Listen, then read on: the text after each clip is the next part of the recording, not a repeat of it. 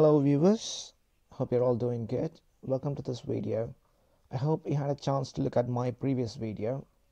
If not, please have a look at my previous video because this video is largely will largely depend on the previous video.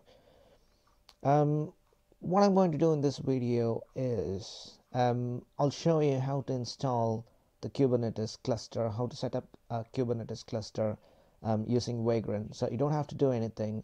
We will automate everything in a bash script and then make Vagrant provision the cluster for us. Okay, that's what we're going to see in this video. Let's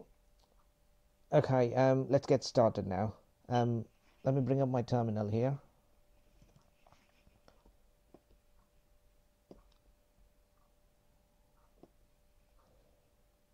Okay, the first thing I'm going to do is I've got the Vagrant file stored in my GitHub account. So let's clone the GitHub repository. Git clone https://github.com/justme and open source/Kubernetes and cd to Kubernetes directory. In here you will see the Vagrant Provisioning directory. If you go into the docs directory, you will see the install instructions, which for those of you who have had a chance to see my previous video, I've used this instruction for setting up the cluster manually using kubeadm. So we're going to follow this instructions in this video as well, but we're going to make Vagrant provision the cluster for us. Okay, going one level up and into Vagrant Provisioning. Alright, this is the file, the Vagrant file, and we've got the Vagrant file and we've got 3 Bootstrap scripts. Basically these are shell scripts, and let me explain you one by one what each script does. And then the first thing we're going to look at is the Vagrant file. Okay, Vagrant file. I've set up this environment variable vagrant_no_parallel equals yes intentionally because I want the master to come up first, followed by the worker nodes. So if you don't give this one, Vagrant will try to bring up all the machines in parallel, which we don't want. If for some reason the client comes before the master, I mean the worker comes before the master, I don't know how that would work, but anyway, just to keep things clear, I've included that variable so that we always know for sure that the master has come up before the worker nodes. Okay, and this block of code is for the master. So I'm creating a machine called kmaster.example.com in VirtualBox, and I'm using the base CentOS 7 image, and I'm going to have a host only private network with an IP 172.42.42.100 and some VirtualBox configurations. The name for the VirtualBox machine is going to be kmaster. I'm allocating 2 GB of memory, 1 CPU, and this is the shell script that I want to run only on the master. Bootstrap_kmaster.shell script. So that's the master node. We've just defined one node, and when it comes to the worker nodes, in my previous video I just set up a cluster with 1 master and 1 worker node. In this case, as it's automation, we could use multiple nodes. So I've defined the environment variable here, node count. I've defined the variable node count equals 2, and basically this is a loop. Depending on the number you give here, if you give it 3 or 4, that number of worker nodes will get provisioned. So I'm starting with 2. So if you look at here, 1.node count, that's the Ruby syntax for loop, and it's going to do this entire code twice. And if you see, I've used the variables here. So the first machine will be named kworker1, and the second machine will be kworker2. Both of these machines will use the CentOS 7 base box, similar to the master one, and each will have its own IP address, 172.42.42.101 for kworker1 and 102 for kworker2. So it's basically a for loop. If you think of a for loop, the value of I for the first iteration it gets 1, and for the second iteration it gets 2. And naming the VirtualBox machine and memory, 1 gig of memory and 1 CPU to these worker nodes. We don't want, I've only got 8 gig on my host machine, so I don't want to use all the memory for these virtual machines. That should be sufficient, and all the worker nodes will run this bash script during the provisioning, bootstrap_kworker. So in addition to the role specific bootstrapping script, for example, bootstrap kmaster for kmaster and bootstrap kworker for the worker nodes, there is a common bootstrap that I want to apply to both the master and the worker nodes. Okay, that's all for the Vagrant file. Let's go and have a look at the bootstrap scripts. The Vagrant file itself is very simple, and let's first look at the bootstrap.shell script.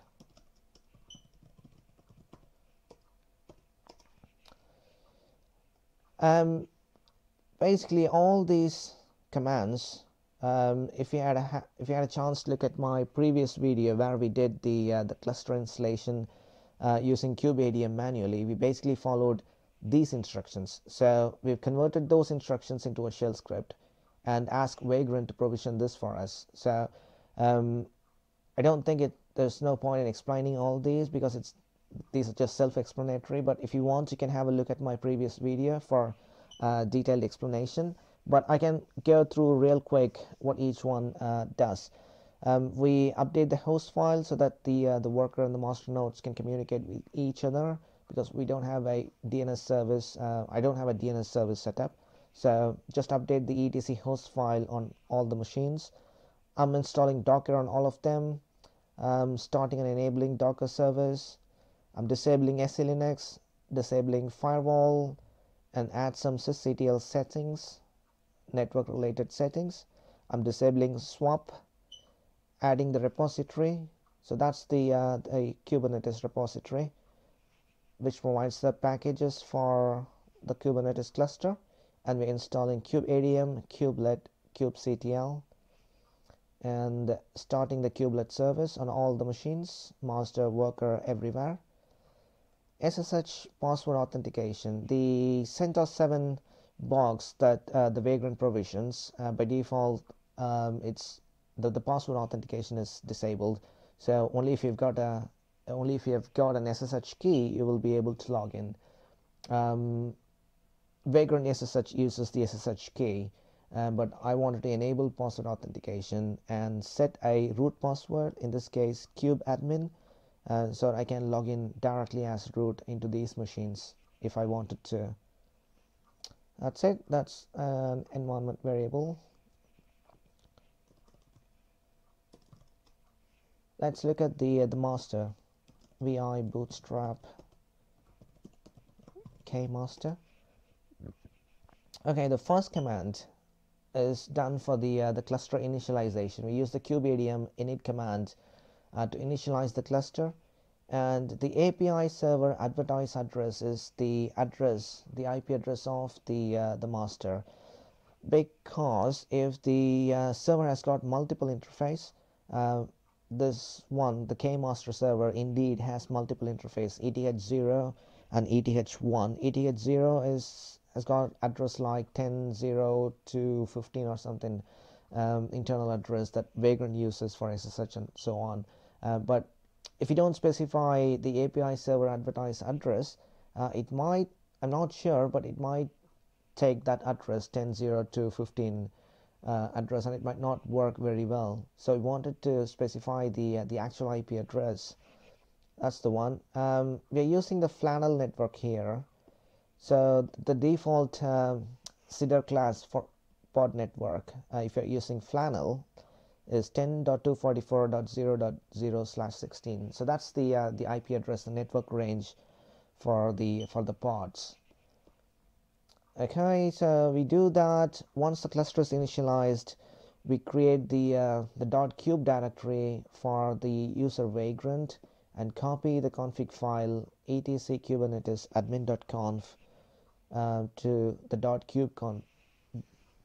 the .kube directory. And this is required so that the user Vagrant can interact with the cluster using the kubectl command.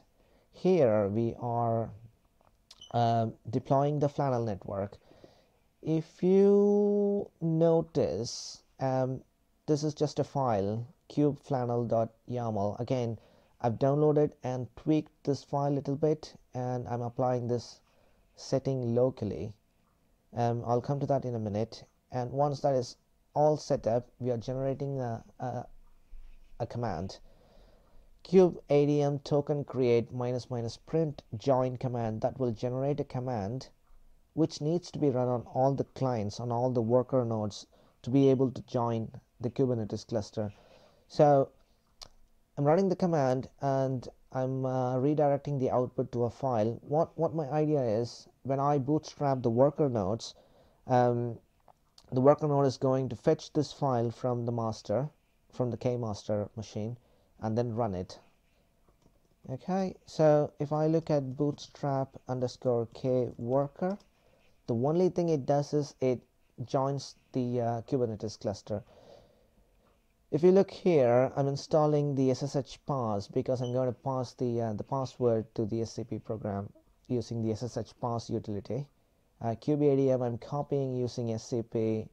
I'm using the kmaster.example.com server, logging into that server, and copying the file join cluster.shell and executing that script. That's it, and that will join the node to the cluster. Okay, and the tweak that I made to kubeflannel.yaml, you will be able to see that.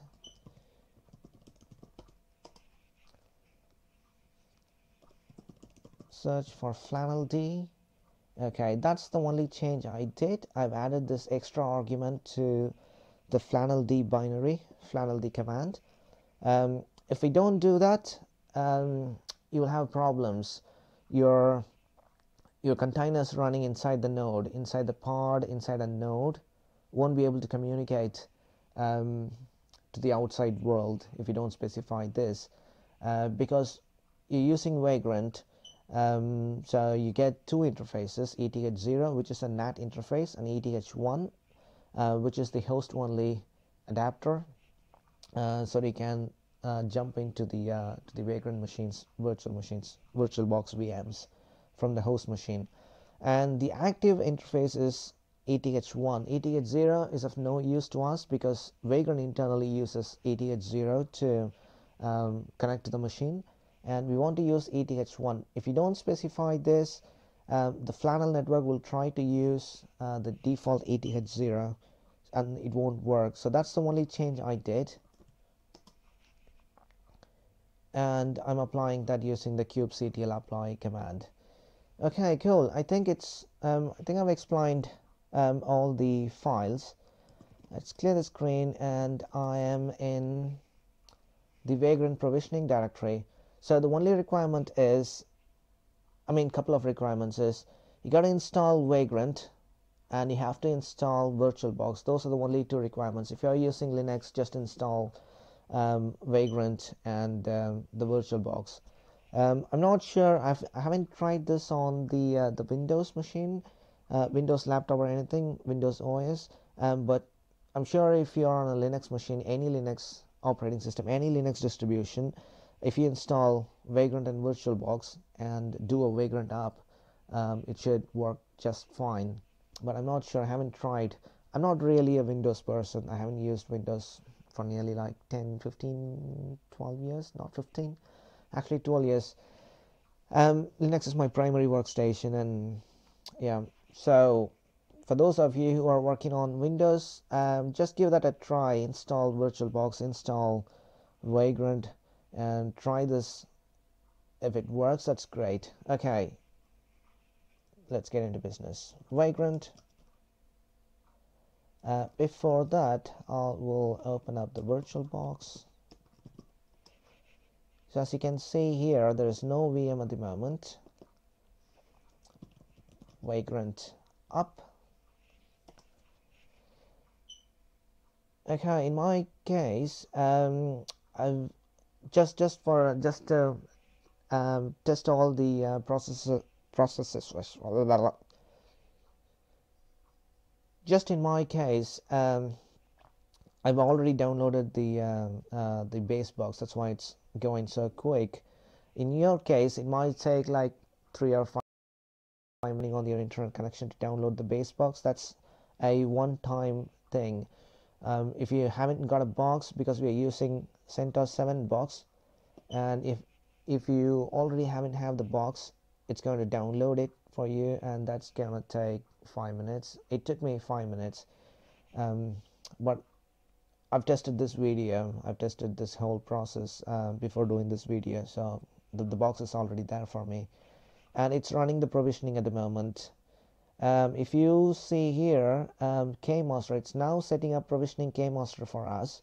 The first adapter is NAT. The second one is the host only, which is going to use the IP address we specified, 172.42.42.100, and it powers on the virtual machine. It creates the SSH keys, and then enables the network interfaces, and now it runs the provisioning. So now it's running the bootstrap.shell script, the common file that gets run on both the master and the worker nodes. And once it finishes, it goes to the bootstrap_kmaster.shell script. So now it's installing Docker at the moment. It has updated the host file. It's installing Docker, and then it will do disable swap, firewall D, SE Linux, so on. Install Kubernetes repository. So it has added the Kubernetes repository, install Kubernetes, and then it's going to initialize the cluster, deploy Flannel network, and that's it. And then it goes to kworker1 and does the same thing, and kworker2 does the same thing. It won't initialize the cluster because the cluster initialization has to be done only from the master once, and then all the node has to do is just run a command to join the cluster. Okay, I think it's going to take a little while. I'm going to pause the video here, and once all the machines come up, I will explain. I'll go back and explain what it's doing, what it actually did. Okay, so Vagrant up command is completed now. It took about 8 minutes. Let's scroll back and see what it did. KMaster, so that's the first machine. It has imported the CentOS 7 box, created the network interfaces, ran the provisioning. So that's the first common provisioning, bootstrap.shell, and this one is the bootstrap_kmaster.shell provisioning. We gone through all these individual steps, what it did, and initializing the cluster, copying the configuration, and deploying the Flannel network, generating the cluster join command, and it goes to the kworker1, imports the base box, sets up networking, powers on the machine, runs the default bootstrap.shell, and then runs bootstrap_kworker, which joins this node to the cluster, and then provisions kworker2, the second worker node, goes through the same process, and it is completed. So I haven't run any commands now, so fingers crossed. The cluster should be up now. Let's have a look. We've set up the kube config file for the Vagrant user in the KMaster, so we have to log into the KMaster to be able to run the kubectl command. You can run it from your host machine. If you copy the kubeconfig command, you can run it from your host machine itself, but I'll show you how to do that in a second. Vagrant status, that should tell you the status of all the virtual machines. So all of them are running. In fact, I've got the virtual box here. So as you can see, all these machines are running now. And Vagrant SSH kmaster,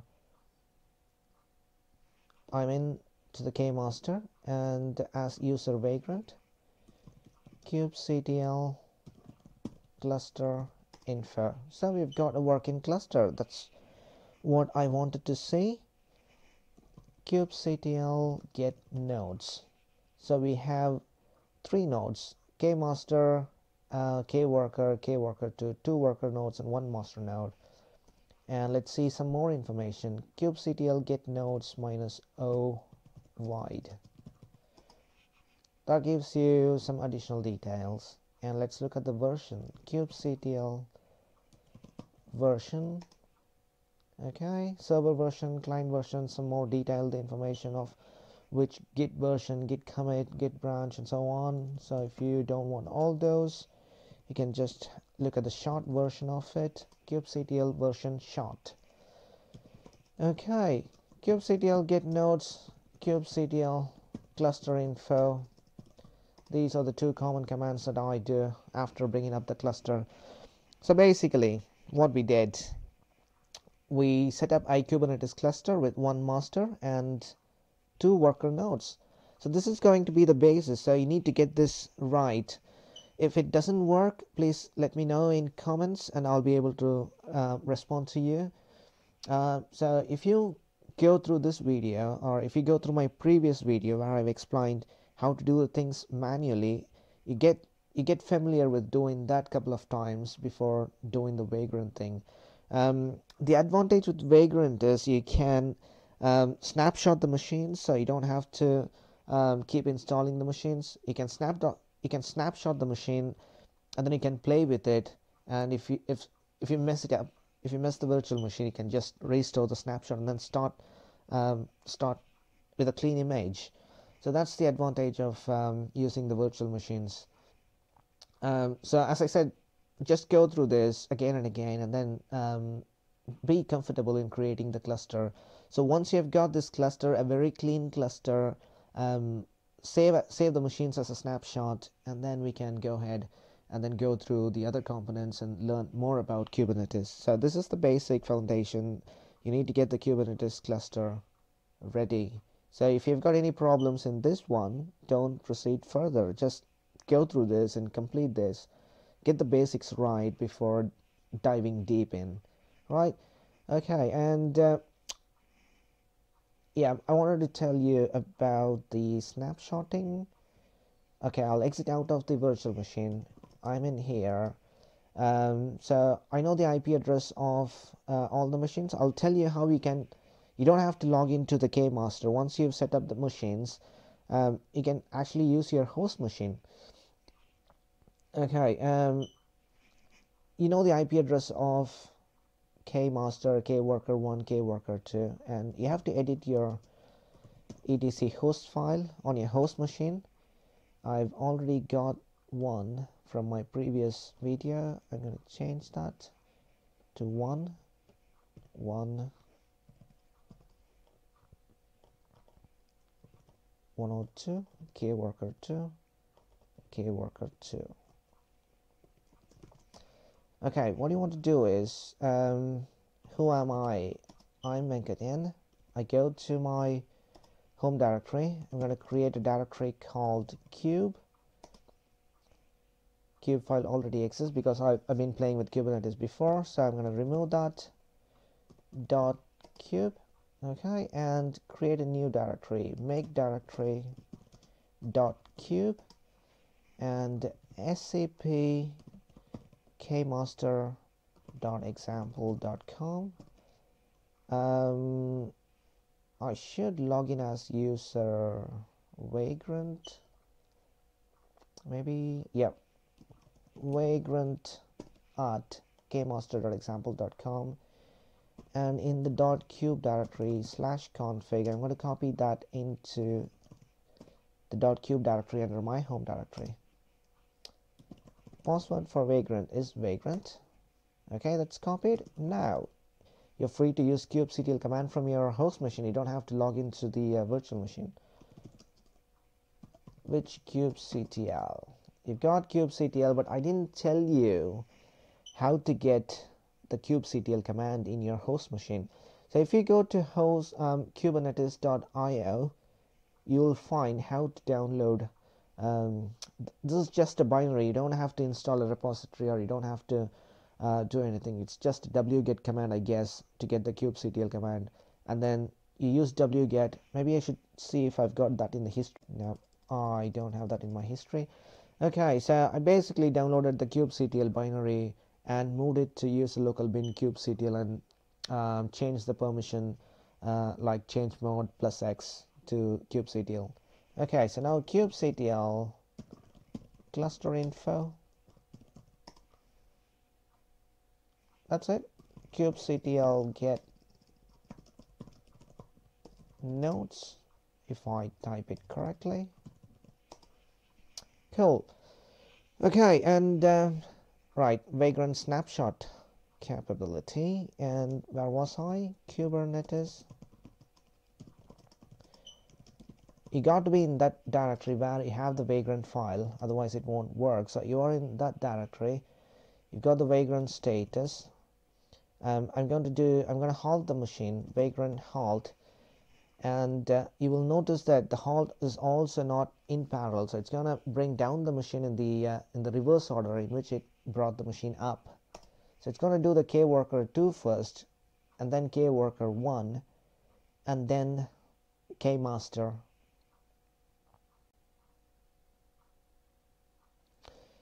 Right, the machines have all been shut down. So now we can take a snapshot. You can snapshot individual machine, or you can snapshot the entire machine with a single command. Vagrant snapshot, Vagrant help snapshot. If you do Vagrant help snapshot, it will give you the list of commands you can do. Let's first check if it has got any snapshots, because these are new VMs. I haven't created any snapshots. Vagrant snapshot list.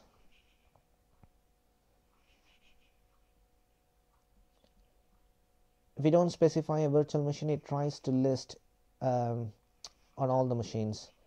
Vagrant snapshot list. So for example, for each of these actions, if you don't specify the virtual machine, it's going to act on all the machines. For example, if you going to save, if you're going to snapshot, Vagrant snapshot, I'll tell you, it's okay. Vagrant, it's better to explain than to speak. Vagrant snapshot save. So now if I do Kubernetes clean base, it's going to snapshot all the 3 machines with this name. Or if you want individual machines, if you want to snapshot individual machine, you can give the machine name. So in this case, it only creates a snapshot for kmaster, but not for the other 2 nodes. I usually do all at once. So if I do that, Vagrant snapshot save, and give it a name, it's going to create a snapshot for all the 3 machines.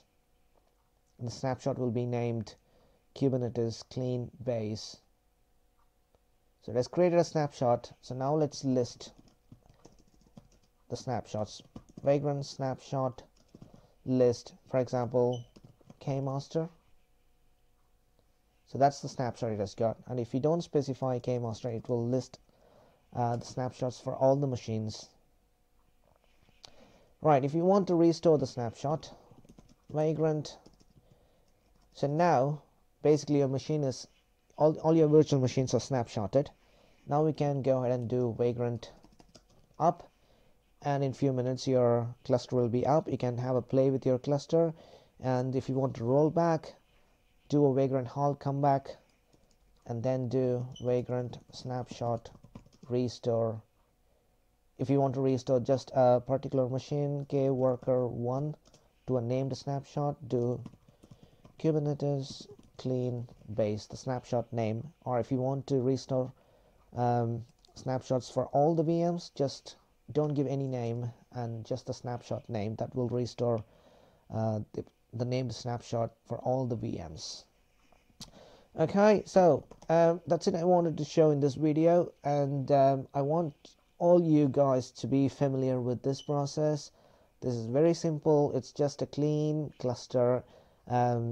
We need this for all our future videos. If you've got any issues, please do let me know, and I'll be able to reply to your comments. And if you make a good start, then it will be very beneficial for you to go through my further videos. And I'm planning to do all my videos once every week, picking up one component or one topic for each week.